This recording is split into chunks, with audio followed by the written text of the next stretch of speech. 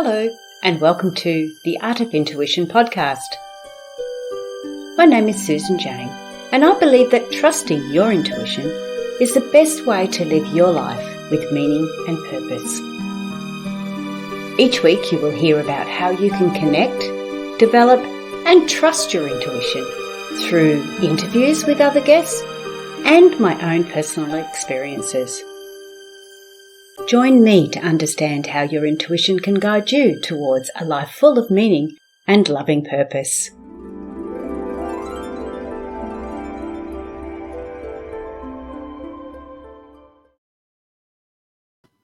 Hello and welcome to the Art of Intuition podcast. I'm Susan Jane, your host, and today we have Sam. Now it's Sam Thiara, and I got the name right. How good am I? You know how bad I am at that.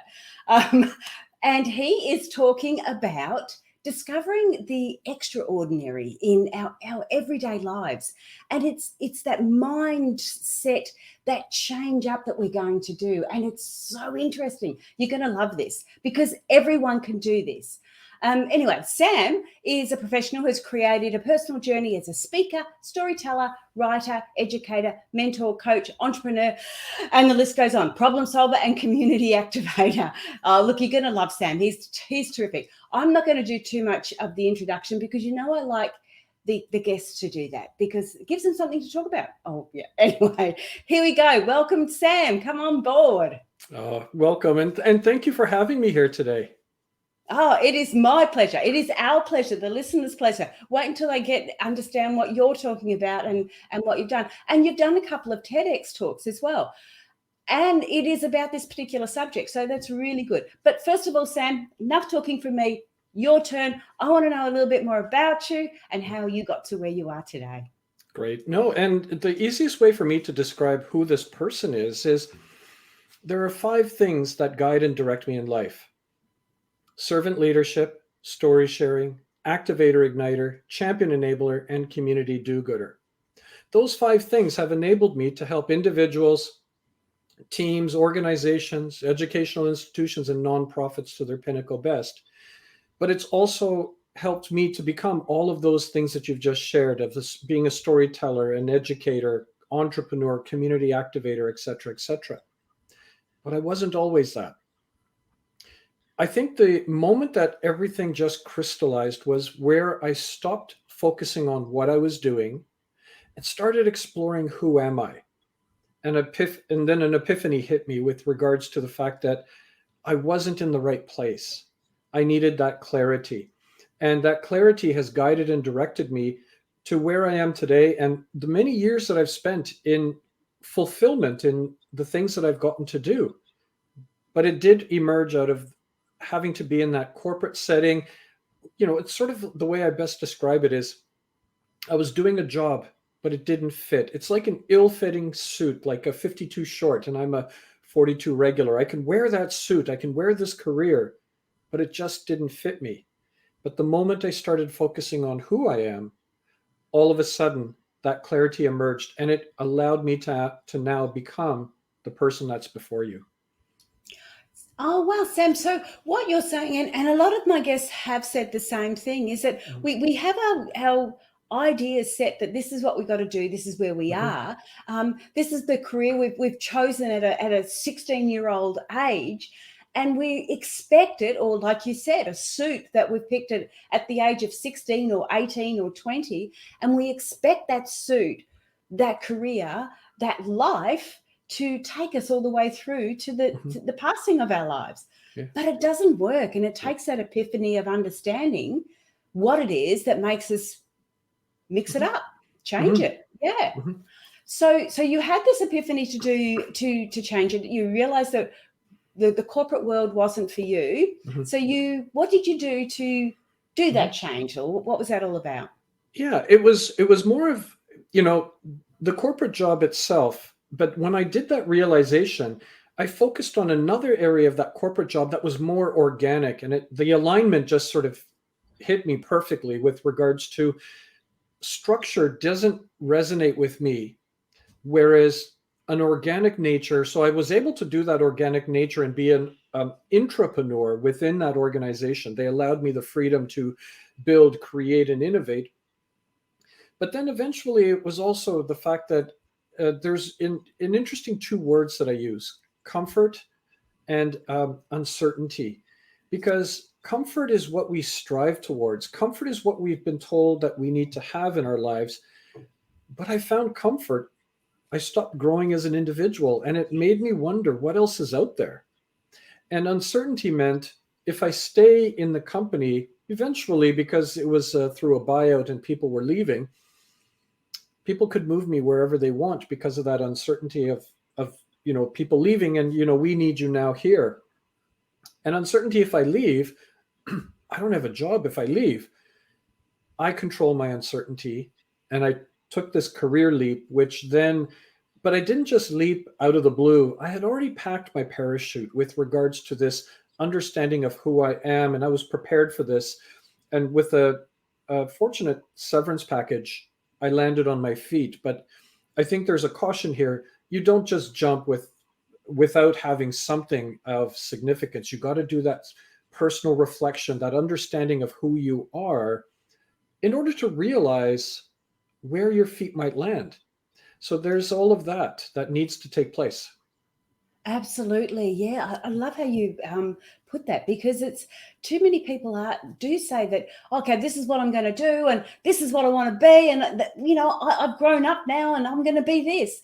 But they've not put other areas in place. They've still got the same mindset they had as a 20-year-old or as somebody that's taken on that career. They haven't made those internal changes and looked at those to improve where they're going. And I've said the same with relationships. People that are in relationships and jump into another relationship without doing that internal work are just creating the same pattern. And you're talking about exactly the same, but in life in general. So yeah, I love how you put that too. Yep, the parachute. Yes, we do need the parachute before we jump. Well, and also I refer to it as, I call it the burning tree syndrome. In fact, I just talked about it in my class on Tuesday, is think of it as your career or where you are and you're not happy in that job. Think of it as you're on a tree that's burning. Well, what do you do to get out of that situation? You grab the closest vine, swing to the next tree, and you feel safe now. But think of that tree as your career. You don't like the job you're in. You jump to the next job and you're like, okay, fresh start. I'm starting all over again. 3, 4, 5 months later, you find you're still in that same mindset. I'm not happy here. And think of it as that tree's now caught on fire. So what do? You grab the closest vine and you swing to the next career, the next tree. I've always said, instead of jumping from tree to tree or career to career, let's put the fire out. Let's try to understand who you are, and then let's explore options and opportunities. And that's why I call it that burning tree syndrome. Yeah, it's so true. And you can relate that to lots and lots of different areas. Like I said, relationships, you can relate that to so many different areas. Yeah, and it makes sense. And I have to make sense. I know I talk about intuition, but things have to make sense. So that's my uni degree coming in too. But what we're talking about today is discovering the extraordinary out of the ordinary, or out of our everyday lives. And when we first jumped on together and we had our little chat, you said something that was so simplistic, that made so much sense, that I thought, we really got to delve into this, because with the change in our mindset, it is that ordinary stuff that we've got to change the way we look at. And of course, you've done the TED Talk, so you're the expert on this. I'm going to come off, but I want to understand, I guess, what I like to. You said you don't like structure. I'm a bit of a structure nerd. I like it because I like to be able to stretch it out and flex it. These are the walls. This is the structure. But guess what? I'm not staying there. And when we're talking about this subject, I really don't know where to start. So I'm going to leave it to you, Sam. You're the teacher. You tell us. Sounds good. Well, the best way for me to describe it is the fact that all too often, I think we go through life in autopilot, and it all comes out of that narrative that many of us have experienced and lived, and the practicality.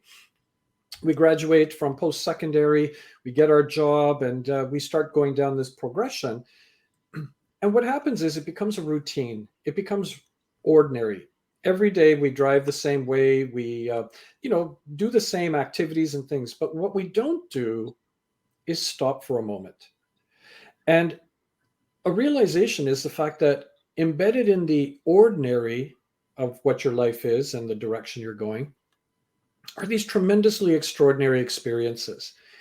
But what it means is think of it this way. If you walk to work, for example, what if you took a different roadway or a different pathway? Or if there was something you've always wanted to do, but you were it was one day, one day, one day. Well, today could be the day. And what I did was when I was asked to speak at my first TEDx speech, they said, okay, why don't you talk about storytelling? Because you tell so many great stories, but how can we tell stories? And I had to break that down to say, well, I think what the realization is the fact that oftentimes it's really trying to find that extraordinary pieces that lies within the ordinary. And I came up with this concept that I call CARPE. So carpe diem is seize the day, but carpe is what I go through to dissect and find the extraordinary in the ordinary. And what carpe stands for is curiosity, appreciation, reflection, perspectives, and experience. And I'm going to go through each one of those. Curiosity is where you have your blinders off, your radar on, and you just sort of wander, as you go to work. Maybe something catches your attention and you stop for a moment. So that's the curiosity bit. Appreciation is appreciating something for more than what it is, more than the obvious. And the way that you appreciate it and you add more purpose and meaning is through reflection. And as you reflect on it, you can bring in your perspectives of your experiences to add significance to it. And then finally, cataloging it and capturing it as an experience is the E. And I'll give you a quick example of how this works. So, for example, I was walking towards the door in our university that I've walked before, and I just recall that one day, the door was propped open by a wooden wedge doorstop. Curiosity hit me, and I stopped. So there's the curiosity bit. And I looked at this doorstop, which I guess nobody ever really paid much attention to. It always does what it does, is holds the door open. So there's the curiosity. I stopped. I started appreciating this doorstop for more than what it was. It's more than a doorstop. There's something here. So I started reflecting while standing there holding this door open. And the reflection started thinking about, okay, where is this guiding me? And I started reflecting on, is there a connection maybe to my journey? And then the perspectives emerged about, the things that I've done in my life and the direction I've gone and the people who have supported me. And it suddenly hit me. That's it. The doorstop, the wooden wedge doorstop, which is very common and very straightforward and simple, reminded me, well, what it does is it holds the door open. It's no different than the people in my life who have not only held the door open or opened the door, but they held the door open for me as well. Those people have become my wooden wedge doorstop, although I would never call them that, but that's what they are. And I needed to capture that as an experience. So it's always cataloged as, the wooden wedge doorstop is this reminder of the people in my life that have supported me in my journey and held the door open so that I could realize my potential. And that's just an example of how you take something ordinary, make it extraordinary using curiosity, appreciation, reflection, perspectives, and experience. Wow, that's really interesting. And the funny thing is that we've got these 5 steps there that are really we can understand. Oh, hang on, before I go any further, Sam, sorry. Yeah. I've just got up on the ticker tape for those in the podcast that aren't seeing the video that Sam has a book out and it's Personal Storytelling, Discovering the Extraordinary in the Ordinary by Sam. And it is available on Amazon too. So just wanted to put that out there before I went any further. So yeah, grab it on Amazon. Now, although we've got these 5 steps, you have broken it down into these 5 steps, which is really, really good. And it's really clear to follow. The thing is about those 5 steps is that it can take an instant to go through them. But when we're not aware of it, where we're not looking at the extraordinary, it really, really helps us to actually put it down into these steps and start to look at it a little bit differently. And we can do that with anything. We can look at it, say, I'm going to throw this one at you, Sam, so be ready. Okay. What if we looked at, say, our bed? There's an ordinary thing, our bed. There's our bed. Okay, let's walk through those little steps for our bed. And maybe we can do this together to give the people an understanding. All right, so the first thing we look at with the bed is the curiosity. So we need to look at it a little bit differently. Totally. Yes. So, I mean, we know what it does. We know that it's there. But from a curiosity standpoint, it's start to focus on it, saying, okay, there's something about this and what it does, besides what it is used for. There's something here. So that's the curiosity. Okay. Then the appreciation part starts kicking in. And appreciation is saying, while I appreciate it for what it does, which is gives me comfort at night, and I'm allowed to rest, and that it's my comfort place. Yep. It's a space where I share with my partner. We probably share more intimate conversations there. So I appreciate that. Yeah. Yeah. And then the reflection piece, going like, so now you start reflecting and going deeper into what you've just said about those deep, meaningful conversations, and an understanding of like, okay, so we've appreciated that. Now the reflection piece says, okay, so I've now pulled it to where, with my partner, we have those deep, meaningful conversations in this place. And then the perspectives kicks in, which would be something like, that's my life partner. And, this person has been there, and we've had some disagreements. We've had many agreements, but equally at the same time. The idea, though, is that this is a space for us in order to quality time. Quality time. Quality time. Yeah. And then looking at it very differently. Yeah. Oh no, totally. And now what we've done is now you catalog it as an experience to say, but this is our space. This is our place, in order for us to always have those deep, purposeful, meaningful conversations, and the ability that we can communicate. If we're ever in a place where, we don't feel the comfort and everything, let's come to this space, because this is what it's for. And that's an example of how we've taken what we do. We sleep on the bed and we have our relationships and things, but now we found that it's actually a place that's a sanctuary for us to have these deep, purposeful conversations. Oh, I love that. That is so cool. Thank you. And I just threw that at you too. So exactly. No, I know it's always helpful if we had a conversation prior to it, but then it's always like, to also be fair to your audience. Yeah. It's not like something that today, okay, you're like, okay, great, I'm going to go out and, okay, I've got a pen. Okay, now I'm going to sit here and I'm going to put purpose and meaning to this pen. And you're like, oh, I don't have anything. It's something that takes a bit of time to do, and don't rush the process. But the idea is, it's not a matter of a magic act where you go to a party and you say, okay, give me an object and I'm going to add purpose to it. It's more for yourself to say, I'm going to treat myself. I am going to do something that is purposeful and meaningful.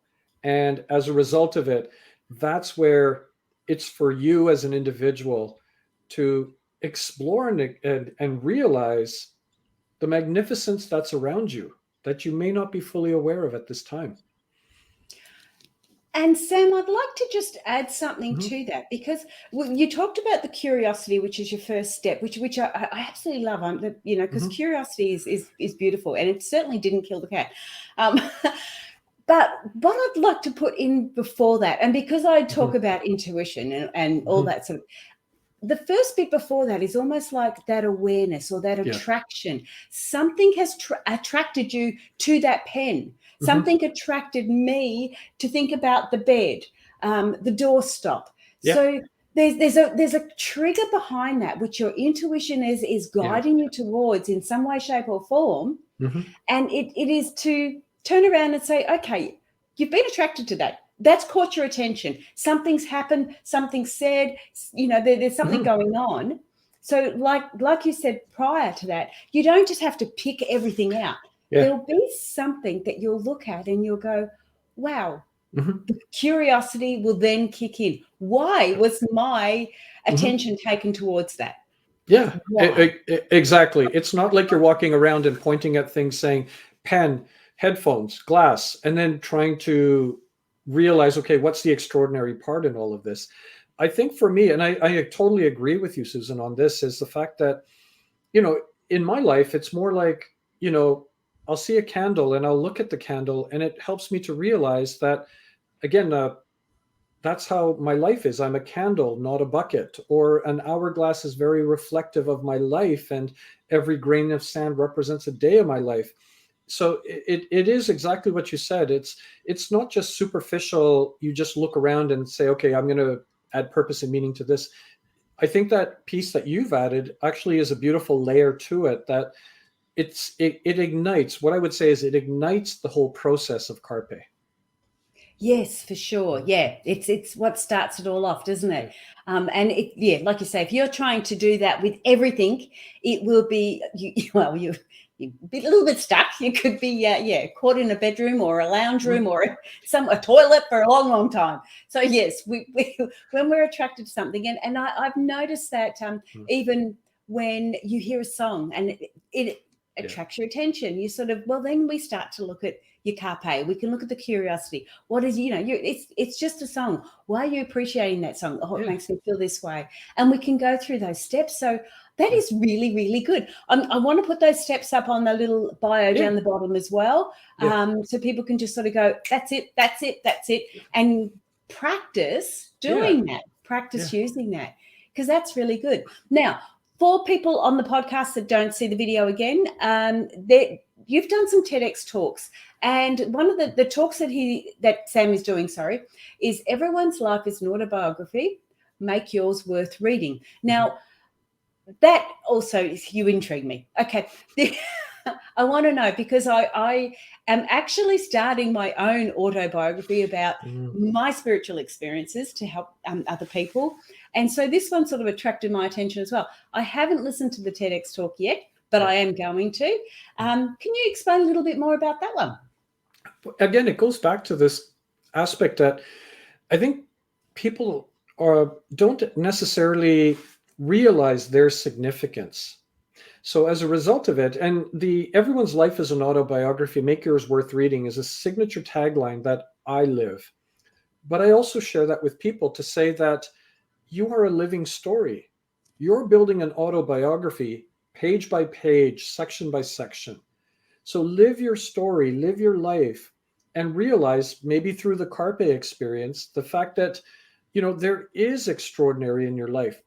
All too often, I come across people who are saying, you know, yeah, no, I mean, I go to work and this and this and that. And, they don't realize what they've accomplished or the significance of what they've accomplished because of the fact that they're in their usual daily run. Instead, what I say is everyone's life is an autobiography, but the idea is make yours worth reading. Not to say you have to go and do dangerous things, but what have you done in your life that you would be like, that's an interesting piece. And it's interesting because people have said, oh, who would care about my story? Or, I don't know, I'd be afraid to share my story. And I remember when I wrote the first book, which was about storytelling, personal storytelling, there's a piece I wrote in there to say, there's fear in me in writing this book because of what people might think. But the bigger fear is, what if I don't do this? So that goes back to this quote, everyone's life is an autobiography. Make yours worth reading is this idea that you've done things, you will be doing things, and your stories are worth sharing. That's what it's about. Wow. And when we bring it back to getting Mhm. the extraordinary out of the ordinary, when you bring it back to that, it really does tie it all back in, because Mhm.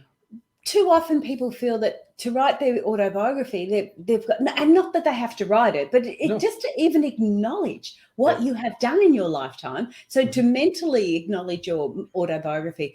But people often feel that they've got to be, I don't know, Superman. They've got to be No. doing things that are over the top No. when you don't need to. We can do the ordinary, Yeah. but look at it in an extraordinary way. Yeah. And that's what brings us back to the carpe again. We go back through it and go, well, okay, let's have an example here. Okay. So if somebody's listening to this and they go, okay, what have I done in my life? And they think of something. Now, one of the things I think of is I went to uni at the age of 48. I went back to uni and studied a full-time uni degree. Now, for me, that was just, people do that. It was nothing.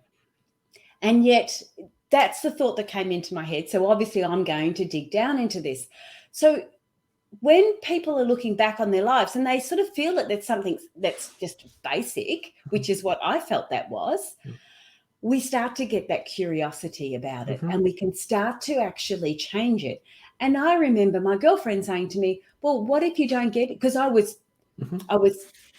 basically putting renters in my home and moving halfway across the state to go to uni, going into a granny flat and to go to uni. And my girlfriend said to me, what happens if you don't get into uni? And that was just not there. So this is her curiosity kicking in and mine sort of going, well, I didn't even think of that. But if I didn't, I would do a bridging course to get there because my determination was to do that. And so when we're looking at autobiographies, if somebody's looking back at their life and they've got something that's pretty ordinary, they can start looking at it in a little bit of a different way and start to add that curiosity. Would their best girlfriend do that? Or would their best mate do that? What does it look like in their perspective? Because when you're looking at it from your perspective, you see it in one particular way. But if somebody else is looking at it, then carpe can really kick in and you can look at your life a lot differently. Does that make sense? It makes total sense because I think, again, when we, like you said, when we do the university aspect, I mean, yeah, that's a commonplace. We go to school, we educate, we learn, and then we move on. And even in my class, I always remind my students, there's so much significance for you to be here today. And, I agree and I appreciate what you said because it is like you may think it's ordinary or you may think of it as straightforward and simple. And yeah, other people have done it. But it's only when you do talk to others and they're like, yeah, no, I was actually impressed by what you did. I mean, or that you did that. And, or they can even help you to say, so what prompted you to get your, go to uni and get your degree at this age? And what did you study? And why did you choose that subject? And asking those poignant questions to help you realize that what you were on is a journey, not a destination. Absolutely. And in that journey, we're starting to look at it a little bit differently. So that is just, it's amazing. I love the simplicity of it and yet the depth in it. It's huge. It's really, really huge. And like you said, you talk about a doorstop, but then you start to talk about your life experiences and you start to put a different spin on them. It is life altering. It is autobiography worth reading. Well, and one of the most significant ones I can share with you is, I mean, and I'll do this briefly, is the fact that don't do it quick. We've got plenty of time. All right. So one thing I do is I've got a puzzle piece here that if it's audio, you can realize it's a single piece of a jigsaw puzzle. And it's ordinary. There's not much you can do with one puzzle piece. So Susan, if I gave this to you, it's ordinary. There's not much you can do with one piece. But right before your eyes, and magically, I'm going to make it extraordinary because I think this one is a really important one for your listeners. Yep. This is what people feel like. They feel like that single piece of a jigsaw puzzle. They don't know where they fit in. They don't know what the bigger picture in life is.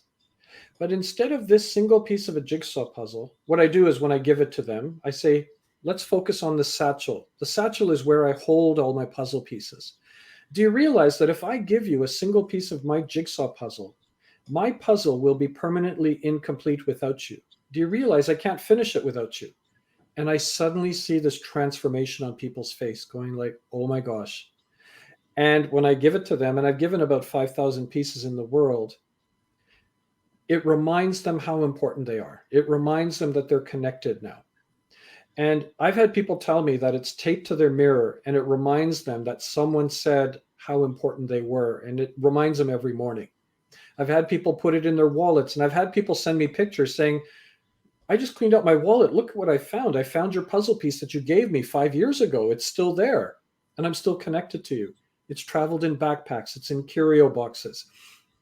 I've even had people who have gone through very difficult times in their life, through depression, anxiety, and in the deepest, darkest moments of their life, this didn't get them out of it, but they said when I saw it, it reminded me how much I was connected to you, and it helped me to see the light again. That's a simple example, again, of how you find the extraordinary in the ordinary. And for your listeners, I mean, the fact that you are connected to so many puzzles, that we may not realize that. But I thought that was important to share. Oh, I love that. That gave me goosebumps. That was nice. Really lovely. And yes, we don't realize how connected we are until something like that is happening. So that is, I can imagine that I would have hold on to that too. Yeah, that would be, yeah, really Well, important. How I will insignificant. send you a piece. Right. I will love that. And I will stick it up on my screen somewhere too. Because we are connected, and that's really, really important. But again, taking that, Yeah. insignificant piece. But if I found that puzzle on the floor, like that Mhm. piece of puzzle on the floor, I'd go, oh, the kids have lost it. I'm going to chuck it out. Don't Yep. care. And yet to have that change its whole persona and change the whole concept of it, yeah, it's huge, isn't it? Yeah, it is. Wow. And That, like you said though, it's not like I walk around saying, okay, this. No, I was holding an event where 100 people were gathering as a celebration, and I thought, how am I going to connect people and give? I want to give them something, and that's when there was a puzzle box near me, and I looked at it and I thought about it, and that's where it came up with this whole idea of connectedness. It happened many years ago just by an event that I was holding. There's your intuition piece that you talked about, and then saying, but yes. I want to connect them. And then the carpe falls into place.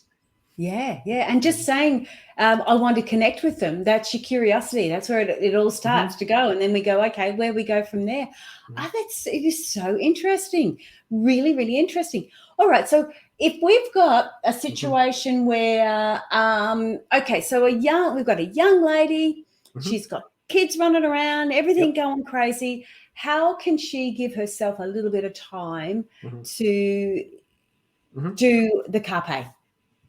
We could start a new dance, Sam. The There you go. carpe. Woohoo! Well, no, then you could do the letters of the CARP, like the Do the YMCA. carpe. Do. No, sorry. I think for that person, one of the most important things that I have found is the need for an outlet. You have to take the time. For me, my outlet is woodworking. When I'm in my garage, uh, making something like a table, or taking the wood, making it into a bookend, or any number of things, charcuterie boards. It's not the matter of the what I'm creating, it's the art of that creation. Because when I've taken the time, 3-4 hours can pass, I have no idea where the time has gone. Now for that person who's got the kids running around, and all of this around, an outlet is really important. It could be yoga, it could be going for a walk, it could be the cooking you do, and framing it from the standpoint, it's not that I'm cooking to provide a meal for the family. Again, it's the art of cooking, it's the art of relaxation, it's the art of woodworking. uh, Try to find something as an outlet, because when you free your mind for that moment or that period of time, that's where the magic happens. And some of my best ideas come when I'm in the garage woodworking, because I've released all of the commitments and things that are in my life, in order to all of a sudden think, oh wait, that's how I should do this, and then I start framing it that way and then going in that direction. Yes, we are totally busy, we have these busy lives, but we have to carve a little bit of time for ourselves to reflect and to have that moment for ourselves that enables us to grow as an individual and be, I don't want to call it selfish, but take the time, because in order to help other people, you have to help yourself. Yes, absolutely. And when you're saying it that way, I can remember when my children were young too, and my time, my Mhm. space like that was hanging up the washing. Mm. And I know that sounds really, really, really bad, but um, No. it was outside. We lived on top of the hill, so we had beautiful view. It was outside. None of the kids were going to help me do it. The partner wasn't going to help me do it. So it was my time, Mm. and I actually didn't like anyone helping me because Yeah. my conscious thoughts were busy Mhm. hanging up the washing like yours are doing your woodwork, and it allowed those other aspects to come through, and the curiosity, Mm. and I do it in the shower now. It's like you're in the shower and you think, well, how can I do this? Yeah. Oh, and this comes in, and you're washing yourself, and oh, this thought comes in, and this, and then as soon as those thoughts come in, that's when the carpe kicks in, doesn't it? Yeah. That's when we go, oh, hang on, if I did it that way, curiosity. Yeah. How could I do it that way? Reflect. Well, I did it this way before. How can I do it differently this way? And Yeah. you're running all the way through those steps. I just Totally. think it's brilliant. I No, love it. and with your washing, I mean, one of my outlets is ironing. Like I find Yes. comfort and joy in just ironing and taking that shirt and creasing out those so those wrinkles and thoughts and ideas emerge while I'm ironing as well. So I totally get your analogy about hanging up the wash, and for me, it was the ironing as well. Yes, yes, I do the same with the ironing, and I actually call them active meditations Mm. because you've got yourself walking, and that's why you do walking. It's an active meditation. You're actually Yeah. engaging your physical body and your conscious to allow that subconscious to come through, to allow those thoughts to come through. So Yeah. it's a beautiful way of doing it. Yeah. But what I really like is that I have recommended that to a lot of people. I didn't know the steps to follow after it. We Mm. we follow Sam's steps, Sam's 5 core ideas. I just think it's brilliant. Oh, wonderful. All right. Well, we're getting closer to the end of our time. Is there anything else you'd like to add, Sam? Just the fact that, I want people to realize their significance. I want them to realize their magnificence. And it's always so funny because when I sit with an individual and they're telling me about themselves or, you know, what we've done, we we need to have those conversations with each other because, they may not realize the importance of what they've done or that you're a single mother and you're putting your kids through school and life and everything. Do you realize how important that is in the fact that you are being such a positive influence for your family, your kids, and whatever? I just want people to realize how important they are and the fact that you are significant, you have stories, and let's share our stories in the areas where we are, and we all become better people as a result of our conversations. Absolutely. And if people want to connect with Sam, Sam's got a Mhm. website, and it is www.sam-thiara. Now, Thiara is spelled .com. Thiara is spelled Thiara. Okay, and how I remembered it, and this is how good I am because I'm so bad with names. It was like tiara with a lisp. Yes, exactly. Yeah. The other Mhm. thing I wanted to ask Sam before we go Mhm. is, you're doing coaching, aren't you? You Yes. doing Mhm. yes. So if people wanted to get to know you a little bit more or Sure. get a bit more of an understanding, do they just go to your website? LinkedIn is a place you can find me. Okay. The website has about 180 blog posts that people can read, and it's all available. I've always said that I've been given so much in my life, but I'm not allowed to hold on to it. So I give it all away. Yep. And what's interesting about it is by giving it away, even more comes back to me, which then I Yes. give away. So 180 blog posts with life lessons and thoughts and ideas, all available. LinkedIn is another way, Instagram and Twitter. You can also find me there. I just like to create that presence to support and help. Yes. Oh, that's lovely. That is really nice. Okay. So, yep, Facebook. Oh, that's right. Your main link is. Mhm. your website, which I've got up, and Yep. then you've got LinkedIn and your book. Instagram And Instagram and Twitter and Facebook. Yep, cool. Yep. Okay, so link up with Sam if you want to get to know him a little bit more. If you want to do some coaching with him, he can talk to you about all of that. So thank you so much for coming on, Sam. It was really good. I really enjoyed that. I love it when it all comes together. Thank you, Susan. And I love how you threw the bed analogy at me, and we both collectively worked together on that one too. Yeah, it was good. It was the only thing I could think of. It was like, bed, okay. Well, I wanted something that everybody had. Well, Yeah. hopefully. Yeah. So, all right, thank you so much. I'm going to finish off. Stay on the line, then we can Yes. have a quick chat after it. So thanks again, Sam. Okay. Oh, that was really good. I'm just going to get the branding back up so we can do the goodbyes. Remember to subscribe, like, share, whatever you have to do with the podcast or with the YouTube show. And we will see you again next week. Thanks, Sam. Oh, look, just go and have a look at his website and have a look at the blogs. Oh, my goodness. You're going to get so much out of that. Really, really good. And remember to CARPE. And I do apologize for singing. All right, guys. See you next week. And we'll catch up with you soon. Bye for now.